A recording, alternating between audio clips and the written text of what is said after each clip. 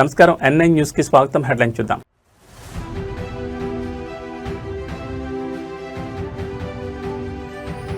CM Chandrababu అధ్యక్షతన AP cabinet భేటీ. రాష్ట్ర పురోగతి, కీలక ఆర్డినెన్స్లకు మంత్రివర్గ ఆమోదం.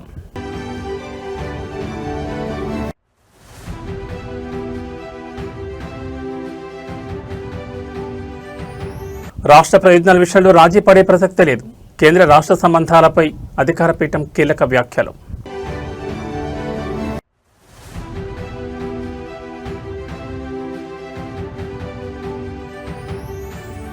ఢిల్లీలో సీఎం రేవంత్ రెడ్డి మార్కు పర్యటన. కేంద్ర మంత్రి మనోహర్ లాల్ ఖట్టర్తో కీలక భేటీ.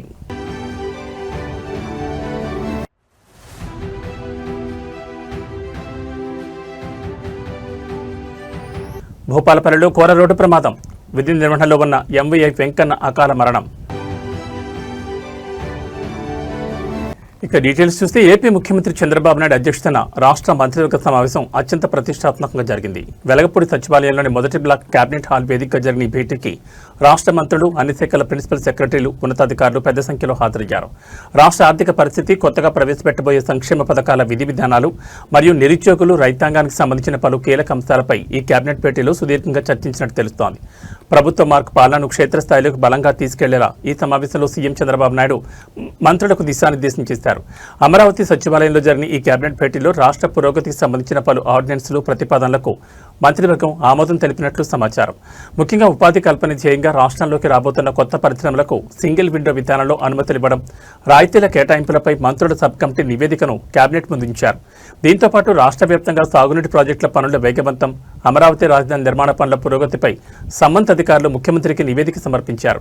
ప్రభుత్వ ప్రాధాన్యతలకు అనుగుణంగా బడ్జెట్ కేటాయింపులు ఎలా ఉండాలనే దానిపై ఆర్థిక శాఖ కసరత్తును కూడా ఈ భేటీలో సమీక్షించారు.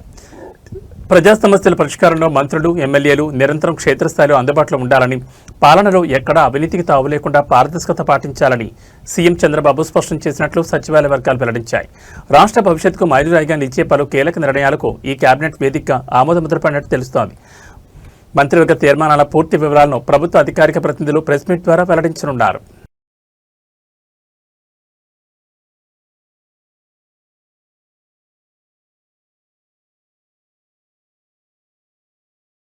కేంద్ర రాష్ట్రాల సంబంధాలు మరియు హక్కుల సాధనపై ఒక అత్యంత పవర్ఫుల్ స్టేట్మెంట్ వెలువడింది. రాష్ట్ర ప్రయోజనాల విషయంలో తాము ఎలాంటి పరిస్థితుల్లోనూ రాజీ పడబోమని అధికార పీఠం స్పష్టం చేసింది. కేంద్రంలో ఉన్న పెద్దలతో తమకున్న సమీకరణాలను వివరిస్తూ ఈ అంశంపైనైనా తమ అభిప్రాయాన్ని బలంగా వ్యక్తపరచాలనుకున్నప్పుడు కేంద్ర నాయకత్వం తలుపులు ఎప్పుడూ తమ కోసం తెరిచే ఉంచాయని కీలక వ్యాఖ్యలు చేశారు. కేవలం నిధుల సాధనే కాకుండా దేశ మరియు రాష్ట్ర ప్రయోజనాల కోసం కేంద్ర ప్రభుత్వం తీసుకొచ్చే కీలక సంస్కరణల విషయంలో కూడా తమ సూచనలకు, సలహాలకు ఢిల్లీ పెద్దలు అత్యంత ప్రాధాన్యత ఇస్తున్నారని పేర్కొనడం ఇప్పుడు హాట్ టాపిక్గా మారింది. రాష్ట్రానికి రావాల్సిన నిధులు, విభజన హామీలు లేదా అభివృద్ధి ప్రాజెక్టుల సాధనలో కేంద్ర ప్రభుత్వంలో ఎలాంటి విధానాన్ని అవలంబిస్తున్నారనే దానిపై వస్తున్న విమర్శలకు ఈ ప్రకటనతో గట్టి కౌంటర్ ఇచ్చినట్లయింది.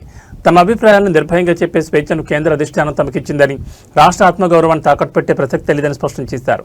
ఆర్థిక సంస్కరణలు లేదా పరిపాలనాపరమైన మార్పులు ఏమైనా సరే తమ ప్రాంతీయ అవసరాలకు అనుగుణంగా కేంద్రం వద్ద ప్రతిపాదనలు ఉంచుతున్నామని, వాటిని కేంద్ర నాయకత్వం సానుకూలంగా పరిశీలిస్తోందని తెలిపారు. ఈ విధమైన ఉమ్మడి భాగస్వామ్యం వల్ల అటు దేశ పురోగతితో పాటు ఇటు రాష్ట్ర హక్కుల రక్షణ కూడా సాధ్యమవుతుందని ధీమా వ్యక్తం చేశారు. కేవలం రాజకీయ ప్రయోజనాల కోసం కాకుండా సమాఖ్య స్ఫూర్తిని గౌరవిస్తూ రాష్ట్ర ప్రయోజనాల ఎజెండాగా మునుముందు కూడా తమ గళాన్ని బలంగా వినిపిస్తామని ఈ సందర్భంగా ప్యానెల్ స్పష్టం చేసింది. Because whenever we wanted to voice an opinion on any subject, the doors are always open. Whenever we wanted reforms to come in certain sectors, which is in the interest of the state, and of course, Andhra gets the first mover advantage, our opinion was always heard. And things were changed when we were able to sell. See, end of the day, as a regional party, it's important that I might have a vision. It's important also I go and sell that vision to leaders who matter, who take this decision. So I'll give you an example. Our conversation with Google started about before the shoveling 13 months back. And they wanted certain corrections in permanent establishment, taxation. And Naiduji went and spoke to Modi ji very clearly and said, this is what we think we should do. He said, absolutely. And then it was his office that led those reforms.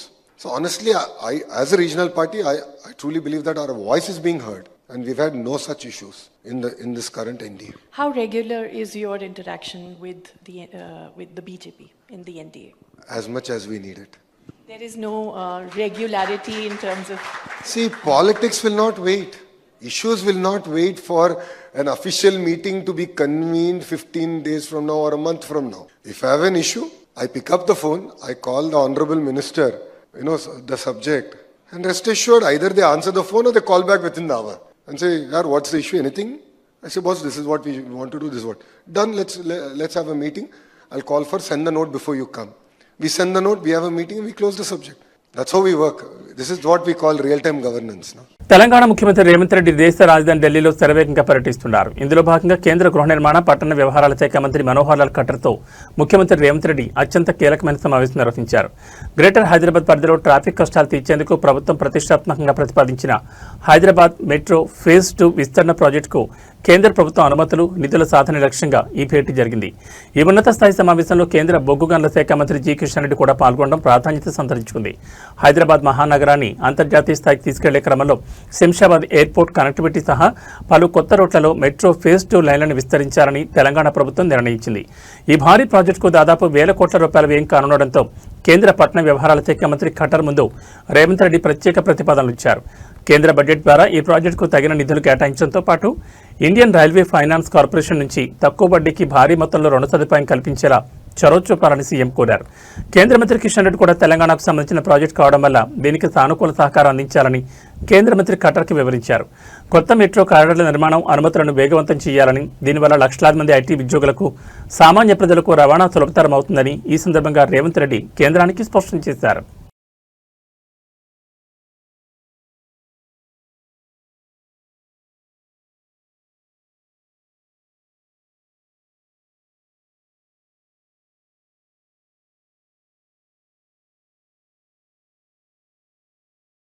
మూడు రంగుల జెండా బట్టి సింగమోలే కదిలినాడు ఒక్కరో కాంగ్రెస్ సూర్యుడు మన రేవంత్ అన్న నిగ్గదీసి అడిగే మునగాడు విడు భూమిన వానైతాడు బీదసాదల జయశంకర్ భూపాలపల్లి జిల్లాలో విధి నిర్వహణలో ఉన్న రవాణా శాఖ అధికారి motor vehicle inspector Venkanna road ప్రమాదంలో అకాల మరణం చెందడం తీవ్ర విషాదాన్ని నింపింది. ఇటీవలనే జగిత్యాల నుంచి భూపాలపల్లికి బదిలీపై వచ్చిన వెంకన్న నిబంధనలు ఉల్లంఘించిన ఒక హార్వెస్టర్ వాహనాన్ని పట్టుకుని కార్యాలయానికి తరలిస్తున్న సమయంలో ఎదురుగా వచ్చిన టిప్పర్ లారీ బలంగా ఢీకొట్టడంతో ఈ ప్రమాదం జరిగింది. ఈ ఘోర ఉదంతంపై రవాణా శాఖ మంత్రి తీవ్ర దిగ్భ్రాంతిని వ్యక్తం చేశారు. ప్రస్తుతం ఢిల్లీ పర్యటనలో ఉన్న ముఖ్యమంత్రి రేవంత్ రెడ్డి కూడా ఈ ఘటనపై మాట్లాడారని, ప్రభుత్వం తరపున ఉన్నత స్థాయి విచారణకు ఆదేశించినట్లు మంత్రి వెల్లడించారు. బాధిత కుటుంబానికి ప్రభుత్వ ఉద్యోగంతో పాటు భారీ ఎక్స్గ్రేషన్ అందిస్తామని ప్రకటించిన మంత్రి ఈ విషాద సమయంలో ప్రతిపక్షాలు శవ రాజకీయాలు చేయొద్దని హితవు పలికారు. మహబూబాబాద్ జిల్లా మరిపేడ బంగ్లా స్వగ్రామానికి చెందిన ఎంవీఐ వెంకన్న నిబద్ధత గల అధికారిగా రవాణా శాఖలో గుర్తింపు తెచ్చుకున్నారు. రోడ్డు భద్రతా నిబంధనలు కఠినంగా అమలు చేయాలన్న ప్రభుత్వ ఆదేశాల మేరకు ఆయన ఎన్ఫోర్స్మెంట్ నిర్వహిస్తుండగా ఈ యాక్సిడెంట్ జరిగింది. దీనిపై మంత్రి స్పందిస్తూ ఇది కేవలం ఒక దురదృష్టకరమైన ప్రమాదమేనని, ప్రాథమిక విచారణ జరుగుతోందని, ఇందులో ఎవరి ప్రమేయం లేదని స్పష్టం చేశారు. రవాణా శాఖ ప్రిన్సిపల్ సెక్రటరీ ఆధ్వర్యంలో సమగ్ర విచారణకు ఆదేశించామని, నివేదిక ఆధారంగా తదుపరి చర్యలు ఉంటాయన్నారు.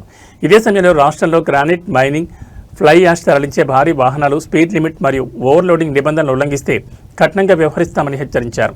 వాహనాల సంఖ్య, వేగం పెరుగుతున్న నేపథ్యంలో రోడ్డు ప్రమాదాలను అరికట్టడానికి ఆటోమేటిక్ డ్రైవింగ్ టెస్టుల ద్వారా నైపుణ్యం ఉన్న వారికి లైసెన్స్ ఇచ్చేలా సంస్కరణలు తెస్తున్నామని, సిబ్బంది ఎవరైనా నిర్లక్ష్యం వహిస్తే ప్రభుత్వం దృష్టి తీసుకురావాలని మంత్రి పేర్కొన్నారు. అమరుడైన అధికారి కుటుంబానికి ప్రభుత్వం అన్ని విధాలా అండగా ఉంటుందని భరోసా ఇచ్చారు. దురదృష్టకరం, శవ రాజకీయాలొద్దు, తప్పకుండా ప్రభుత్వం కఠినంగా మీకు ఏమైనా సమాచారం ఉంటే ఎక్కడైనా మాఫియా, శాండో, లయాషో, మినరలో, గ్రానైటో ఎక్కడైనా తప్పు జరిగితే నేను రవాణా శాఖ మంత్రిగా అందరికీ ఓపెన్ చెప్తాను, మా దృష్టికి తీసుకురండి, బరాబర్ మేము యాక్షన్ చేస్తాం. కానీ నిన్న జరిగిన సంఘటన ఆయన 3-4 ఏళ్ల నుంచి పనిచేస్తున్నట్టే ఎవరిదైనా వ్యక్తిగత కక్ష. ఆయన 15-20 రోజుల కింద జగిత్యాల నుంచి ట్రాన్స్ఫర్ అయ్యింది. కాబట్టి ఏదేమైనా సరే అన్ని విచారణ చేస్తాం, మా కుటుంబాన్ని ఆదుకుంటాం. ఇది మాకు వ్యక్తిగతంగా కూడా, ఎందుకంటే మా డిపార్ట్మెంట్కి సంబంధించిన ఒక ఎంబీఏ చనిపోవడం యాక్సిడెంట్ అంటే బాధ కలిగిస్తున్నటువంటి అంశం. అతని పూర్తిగా కుటుంబానికి ప్రగాఢ సానుభూతిని వ్యక్తం చేస్తూ సంఘటన మీద వాళ్ళ కుటుంబానికి అండగా ఉంటాం. ప్రభుత్వం నుంచి తీసుకోవాల్సిన అన్ని రకాల చర్యలు, ఉద్యోగం కావచ్చు, ఎక్స్పీరియన్స్ కావచ్చు, తదితర అన్ని అంశాల పట్ల వాళ్ళకు ఆదుకొని రవాణా శాఖ కుటుంబానికి అండగా ఉంటుంది. ఇసుక లారీ కాదు, అది ఓవర్ లారీ. రోడ్ ఉంది, ఓవర్ రోడ్ లేదు.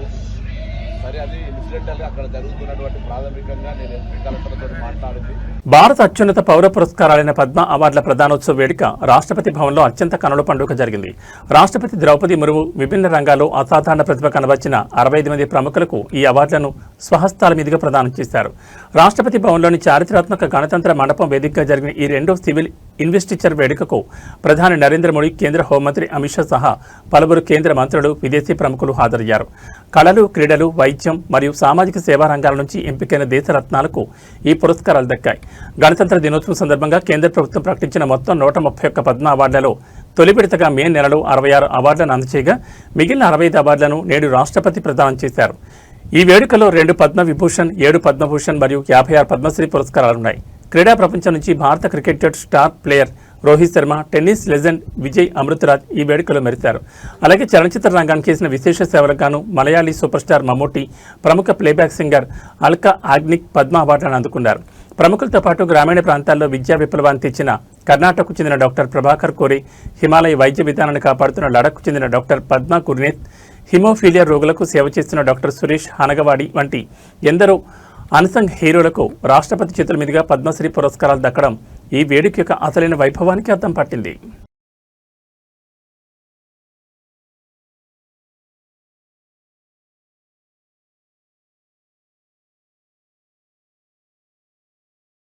ఏడుకొండలపై దళారీల దందా రోజు రోజుకు శృతిమించిపోతోంది. సాక్షాత్తు ఆ శ్రీనివాసుడి దర్శనం కోసం వచ్చే అమాయక భక్తులను టార్గెట్ చేస్తూ లక్షల రూపాయలు గుంజుతున్న కీటికాల వ్యవహారం తిరుమలలో మరోసారి వెలుగు చూస్తుంది. టీటీడీ ఉద్యోగుల సిఫార్సు లేఖలు ఉన్నాయంటూ నమ్మబలికి అత్యంత పవిత్రమైన శ్రీహరి సుప్రభాత సేవ టిక్కెట్లు ఇప్పిస్తామని చెప్పి ఒకేసారి ఏకంగా 60 మంది భక్తులను దళారీలు దారుణంగా ముంచేశారు. ఒక్కొక్క భక్తు నుంచి 6,000 రూపాయలు చొప్పున మొత్తం 3,60,000 రూపాయలను కేవలం ఆన్లైన్ ఫోన్పే ద్వారా వసూలు చేసి రాత్రికి రాత్రి బోర్డు తిప్పేశారు. దళారీల చేతిలో మోసపోయిన ఆ 60 మంది భక్తులు ఇప్పుడు దర్శనం దొరక్క తిరుమల కొండపై పడిగాపులు కాస్తున్నారు. స్వామివారి సుప్రభాత సేవకు డిమాండ్ ఎక్కువగా ఉండడానికి దళారీలు తమకు అనుకూలంగా మార్చుకున్నారు. తిరుమలకు వచ్చిన ఒక భారీ భక్తుల బృందాన్ని గమనించిన కేటుగాళ్లు తమకు టీటీడీ ఉన్నతాధికారులు, ఉద్యోగులతో అత్యంత సన్నిహిత సంబంధాలున్నాయని సిఫార్సు లేఖల ద్వారా సుప్రభాత సేవా టికెట్లు పక్కాగా ఇప్పిస్తామని నమ్మబలికారు. అది నమ్మిన భక్తులు నగదు రూపంలో కాకుండా డిజిటల్ పద్ధతిలో దళారీలు ఇచ్చిన క్యూఆర్ కోడ్ మరియు నంబర్లకు ఫోన్పే ద్వారా విడతల వారీగా 3.60 లక్షలు బదిలీ చేశారు. అయితే ఈ రోజు ఉదయం సేవ సమయం ముగుస్తున్న దళారీల నుంచి ఎలాంటి టికెట్లు రాకపోవడం, వారి మొబైల్ నంబర్లు స్విచ్ ఆఫ్ కావడంతో తాము మోసపోయామని భక్తులు గ్రహించారు. తలకు పిడుగుపడినట్లయిన బాధితులు తక్షణమే టీటీడీ విజిలెన్స్ అధికారులను ఆశ్రయించి తాము పంపిన ఆన్లైన్ ట్రాన్సాక్షన్ ఆధారాలు సమర్పించారు. దీనిపై స్పందించిన విజిలెన్స్ మరియు స్థానిక పోలీసులు నిందితుల ఫోన్ నెంబర్లు, బ్యాంక్ ఖాతాల ద్వారా ఆధారంగా దళారుల కోసం గాలింపు చర్యలు చేపట్టారు. ఈ మోసంలో టీటీడీ అంతర్గత సిబ్బంది హస్తం ఏమైనా ఉందా అనే కోణంలోనూ విచారణ జరుపుతున్నారు. ఒక్కటండి, మీరు ఒక కంప్లైంట్ ఇవ్వకుండా ఈ విధంగా మీరు బ్లేమ్ చేయడము మంచి పద్ధత. చెప్పండి, మీరు ఏమన్నారు? అందుకే కదా జరగకూడదు కంప్లైంట్ చెప్తే 10 నిమిషాల్లో ట్రేస్ చేసినాము. ఒక్క నిమిషం ఉండండి, మీరు లేరు, ఒక్క నిమిషం ఉండండి. ఆయన ఏం మాట్లాడి నేను చెప్తాను. ఏమన్నారు తెలుసా సార్, ఈ రోజు నాకు దర్శనం లేకపోతే ఇట్లా మీసం తిప్పి నేను కొండకి రాను సార్, దేవుని ముందు నువ్వేందా అలిగేది అన్నాను.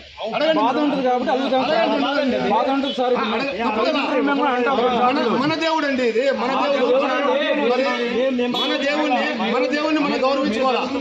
తెలియదు కానీ మేము 6 నెలలకు ఒకసారి దర్శనం చేసుకుంటాం. మేము నడిచి వచ్చాం, మీరు ఎప్పుడైనా ఎక్కారో ఎక్కడ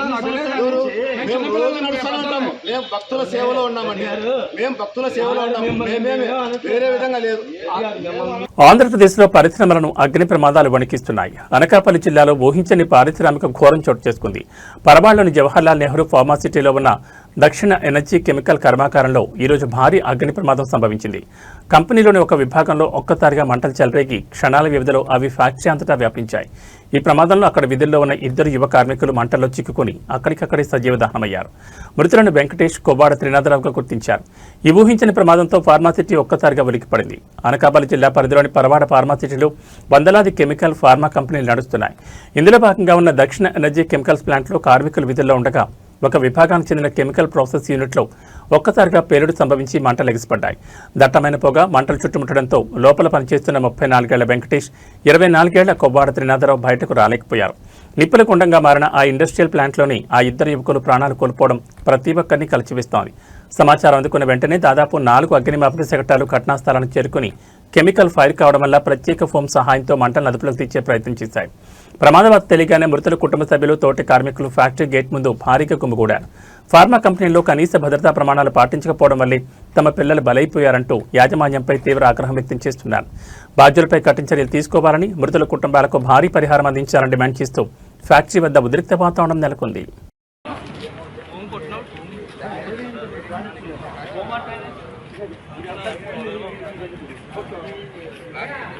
గ్రేటర్ హైదరాబాద్ శివార్లను వర్షం వణికిస్తోంది. నిన్న రాత్రి కురిసిన భారీ వర్షానికి అమీన్పూర్, బీరంగూడ పరిధిలోని పలు కాలనీలు జలమయమయ్యాయి. డ్రైనేజీలు పొంగి పొరడంతో వరద నీరు రోడ్లపై మోకాళ్లతో చేరింది. అంతటితో ఆగకుండా లోతట్టు ప్రాంతాల్లో ఉన్న పలు అపార్ట్మెంట్ల సెలార్లోకి వరద నీరు ఉధృతంగా దూసుకొచ్చింది. దీంతో సెలార్లలో పార్క్ చేస్తున్న వందలాది ద్విచక్ర వాహనాలు, లగ్జరీ కార్లు పూర్తిగా నీట మునిగిపోయాయి. ఉదయాన్నే లేచి చూసిన నివాసితులు తమ వాహనాలు సగానికి పైగా నీటిలో మునిగిపోవడం చూసి తీవ్ర దిగ్భ్రాంతికి లోనయ్యారు. అమీన్పూర్, బీరంగూడ మున్సిపాలిటీల పరిధిలో గత కొన్ని గంటలుగా కురిసిన కుండపోత వర్షం కారణంగా లోతట్టు ప్రాంతాలు పూర్తిగా నష్టపోయాయి. అపార్ట్మెంట్ సెలార్లలో సుమారు 4-5 అడుగుల మేర నీరు నిలిచిపోవడంతో వాహనాల ఇంజన్లోకి నీరు చేరి కోట్లాది రూపాయల ఆస్తి నష్టం వాటిల్లిందని నివాసితులు ఆవేదన వ్యక్తం చేస్తున్నారు. ఈ తీవ్ర విపత్తుపై సమాచారం అందుకున్న వెంటనే అమీన్పూర్, బీరంగూడ మున్సిపల్ కమిషనర్లు, ఇంజనీరింగ్ విభాగం మరియు విపత్తు నిర్వహణ సిబ్బంది భారీ బోంటార్ పంపులతో రంగంలోకి దిగారు. యుద్ధ ప్రాతిపదికన అపార్ట్మెంట్ సెలార్ల నుంచి డీ వాటరింగ్ పంపుల ద్వారా నీటిని బయటకు తరలించే ప్రక్రియ చేపట్టారు. సిబ్బందితో పాటు స్థానిక యువకులు కూడా రంగంలో దిగి నీటిలో మునిగిపోయిన వాహనాలను ఒకదాని తర్వాత ఒకటిగా సురక్షితంగా ప్రాంతాలకు లాగుతున్నారు. భవిష్యత్తులో ఇలాంటి పరిస్థితులు తలెత్తకుండా శాశ్వత డ్రైనేజ్ వ్యవస్థను ఏర్పాటు చేయాలని స్థానికులు డిమాండ్ చేస్తున్నారు. పట్టణీకరణ వేగంగా జరుగుతున్న డ్రైనేజ్ వ్యవస్థలు దానికి అనుగుణంగా లేకపోవడమే ఈ పరిస్థితికి కారణమనే విమర్శలు వినిపిస్తున్నాయి. ఏదేమైనా అధికారులు త్వరగా స్పందించి నీటిని తొలగించడం కొంతవరకు ఊరట కలిగించే అంశం.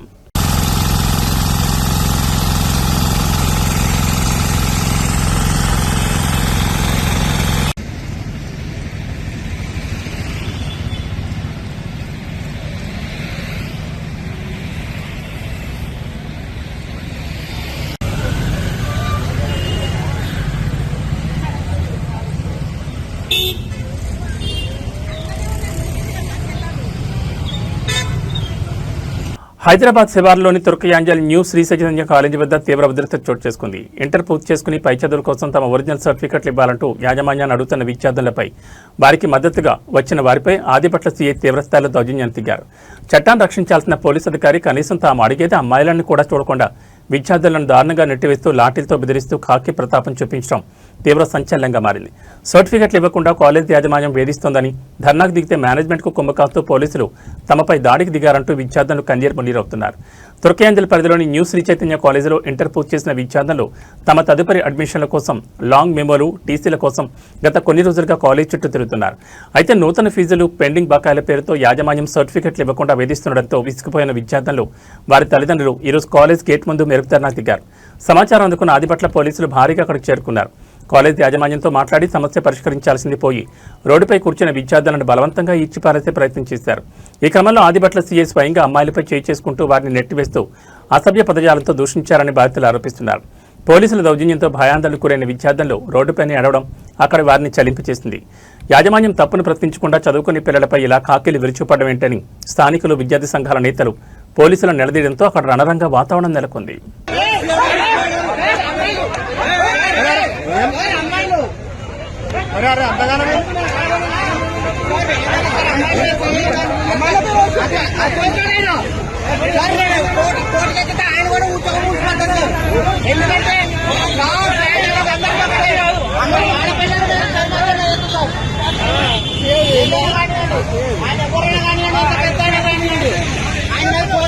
స్టార్ హీరోయిన్ సమంత లీడ్ రోల్లో నటించి స్వయంగా నిర్మించిన లేటెస్ట్ ఫ్యామిలీ యాక్షన్ డ్రామా మా ఇంటి బంగారం థియేటర్లలో సంచలన వసూళ్లతో బ్లాక్ బాస్టర్ వైపు దూసుకుపోతోంది. ఈ క్రేజీ సక్సెస్ నేపథ్యంలో చిత్ర యూనిట్కు ఒక అపరూపమైన మెగా సర్ప్రైజ్ లభించింది. టాలీవుడ్ మెగాస్టార్ చిరంజీవి, ఆయన సతీమణి సురేఖ మా ఇంటి బంగారం చిత్ర యూనిట్ ప్రత్యేకంగా కలిసి అభినందనలు తెలిపారు. ఈ సందర్భంగా ట్విట్టర్ వేదికగా మెగాస్టార్ చేసిన పోస్ట్ ఇప్పుడు నెట్టింట వైరల్గా మారింది. ఉమ్మడి కుటుంబం నేపథ్యంలో యాక్షన్ ఎమోషన్స్ నందిని రెడ్డి అద్భుతంగా తెరకెక్కించారని కొనియాడిన చిరు, ముఖ్యంగా చీరకట్లో సమంత చేసిన పవర్ఫుల్ యాక్షన్ సీన్స్ థియేటర్లో ప్రత్యేక ఆకర్షణగా నిలిచాయంటూ ప్రశంసించారు.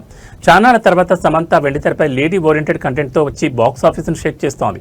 జూన్ 19న విడుదలైన ఈ చిత్రం ఫ్యామిలీ ఆడియన్స్ ను థియేటర్లకు రప్పిస్తోంది. ఈ సినిమాను వీక్షించిన మెగాస్టార్ చిరంజీవి తెలుగు చిత్ర పరిశ్రమకు ఇలాంటి వైవిధ్యమైన మహిళా ప్రాధాన్యత ఉన్న చిత్రాలు ఎంతో అవసరమని అభిప్రాయపడ్డారు. మా ఇంటి బంగారం చాలా ఆసక్తికరంగా అనిపించింది. యాక్షన్ భావోద్వేగాలను నందిని రెడ్డి తనదైన శైలిలో వినోదాత్మకంగా మలిచారు. సమంత నటన, ముఖ్యంగా చీరకట్లో ఆమె చేసిన ఫైట్స్ నెక్స్ట్ లెవెల్ అంటూ ట్వీట్ చేశారు. అయితే ఈ ట్వీట్ చివరిలో చిరంజీవి ఒక ఆసక్తికరమైన లైన్ రాశారు. జీవితంలో కొత్త అధ్యాయాన్ని ప్రారంభించబోతున్న సమంత, రాజ్ దంపతులకు నా ప్రత్యేక శుభాకాంక్షలను పేర్కొనడం ఇప్పుడు హాట్ టాపిక్గా మారింది. ఇటీవల సమంత ప్రెగ్నెన్సీపై సోషల్ మీడియాలో వస్తున్న వార్తలకు మెగాస్టార్ అభినందన తెలపడంతో ఇండస్ట్రీ వర్గాల నుంచి కన్ఫర్మేషన్ వచ్చేసిందని, ఇవి చిరు లీక్స్ అంటూ మెగా ఫ్యాన్స్ మరియు శామ్ ఆర్మీ సోషల్ మీడియాలో సంబరాలు చేసుకుంటున్నారు.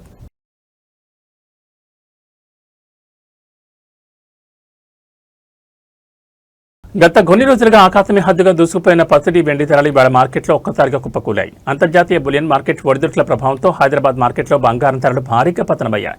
ఇవాళ ఒక్కరోజు 24 క్యారెట్ల 10 గ్రాముల మేలిమి బంగారం ధర ఏకంగా 2070 మేర పతనమైంది. అటు ఆభరణాల తయారీకి వాడి 22 క్యారెట్ల బంగారం ధర కూడా 1900 మేర క్షీణించింది. వీటికి తోడు కిలో వెండి ధర ఏకంగా 5000 రూపాయలు దిగి రావడం మార్కెట్లో పెద్ద సంచలనంగా మారింది. అంతర్జాతీయంగా డాలర్ ఇండెక్స్ బలోపేతం కావడం, ఇన్వెస్టర్లు సురక్షిత ఆస్తిగా భావించే గోల్డ్ మార్కెట్ నుండి ప్రాఫిట్ బుకింగ్స్ వైపు మొగ్గు చూపడంతో ఈ భారీ క్షీణత నమోదైనట్లు నిపుణులు విశ్లేషిస్తున్నారు. హైదరాబాద్ బులియన్ మార్కెట్ తాజా గణాంకాల ప్రకారం 24 క్యారెట్ల 10 గ్రాముల పసిడి ధర ప్రస్తుతం 1,45,910 వద్ద ట్రేడ్ అవుతోంది. సాధారణ వినియోగదారులు ఎక్కువగా కొనుగోలు చేసే 22 క్యారెట్ల 10 గ్రాముల బంగారం ధర 1900 తగ్గి 1,33,750కి చేరింది. ఇక పసిడి బాటలోని పయనించిన వెండి కేజీపై 5,000 రూపాయలు కోల్పోయి ప్రస్తుతం 2,50,000 వద్ద కొనసాగుతోంది. ప్రస్తుతం పెళ్లిళ్ల శుభకార్యాల సీజన్ నడుస్తుండటంతో ఈ ధరల తగ్గుదల సామాన్య మధ్యతరగతి కొనుగోలుదారులకు కొండంత బోరటనిచ్చిందని చెప్పాలి. ప్రపంచ ఫుట్బాల్ సామ్రాజ్యాన్ని దశాబ్దాలుగా ఏలుతున్న అర్జెంటీనా లెజెండ్ లియోనెల్ మెస్సీకి ఆ దేశం అత్యున్నత మరియు అరుదైన గౌరవాన్ని కల్పించింది. అర్జెంటీనాలోని క్యూట్రాల్కో నగరంలో ప్రపంచంలోనే అతిపెద్దైన ఏకంగా 85 అడుగుల భారీ మెస్సీ విగ్రహాన్ని అధికారికంగా ఆవిష్కరించారు. అర్జెంటీనాకు ప్రపంచ కప్ తెచ్చిన ఆ చారిత్రాత్మక క్షణాన్ని సజీవంగా ఉంచేలా రూపొందించిన ఈ విగ్రహం ప్రస్తుతం గ్లోబల్ స్పోర్ట్స్ సర్కిల్స్లో హాట్ టాపిక్గా మారింది. లియోనెల్ మెస్సీ తన కెరీర్లో సాధించిన మైలురాళ్లు ఒక ఎత్తైతే అర్జెంటీనాను ప్రపంచ విజేతగా నిలబెట్టడం మరో ఎత్తు. ఆ చారిత్రాత్మక ఘట్టాన్ని ఈ తరం నిరంతరం స్మరించుకునేలా ప్రముఖ స్థానిక శిల్పి ఆల్డో బెరోయిసా ఈ విగ్రహాన్ని అత్యంత ప్రతిష్టాత్మకంగా తీర్చిదిద్దారు. ఈ విగ్రహంలో మెస్సీ తన ఐకానిక్ అర్జెంటీనా జెర్సీని ధరించి ఆకాశం వైపు చూస్తూ ప్రపంచ కప్ ట్రోఫీని చేతుల్లో పట్టుకున్న అపురూప దృశ్యం కళ్ళకు కట్టినట్లు కనిపిస్తోంది. 85 అడుగుల ఎత్తుతో నిర్మితమైన ఈ శిల్పం నిర్మాణంలో అత్యాధునిక ఇంజనీరింగ్ ప్రమాణాలు, మెటీరియల్స్ ఉపయోగించారు. క్యూట్రాల్కో నగర సరిహద్దుల్లో ఏర్పాటు చేసిన ఈ కట్టడం కేవలం క్రీడా స్మారక చిహ్నంగానే కాకుండా ప్రపంచవ్యాప్తంగా ఉన్న సాకర్ అభిమానులను ఆకర్షించేలా ఒక అంతర్జాతీయ పర్యాటక ల్యాండ్మార్క్గా అవతరించింది. ఈ ఆవిష్కరణ కార్యక్రమానికి అర్జెంటీనా క్రీడా ప్రముఖులు, స్థానిక ప్రభుత్వ ప్రతినిధులు మరియు వేలాది మంది అభిమానులు హాజరై నివాళులర్పించారు. మైదానంలోనే కాకుండా మైదానం వెలుపల కూడా మెస్సీ రేంజ్ ఏంటో ఈ 85 అడుగుల విగ్రహం నిరూపిస్తోంది. రాబోయే రోజుల్లో ఈ ప్రదేశం ఫుట్బాల్ లవర్స్కు ఒక పెద్ద దర్శనీయ స్థలంగా మారబోతుందనలో ఎలాంటి సందేహం లేదు. ఇవి ఈ బులెటిన్ విశేషాలు. మరో బులెటిన్లో మళ్ళీ కలుసుకుందాం. నమస్కారం.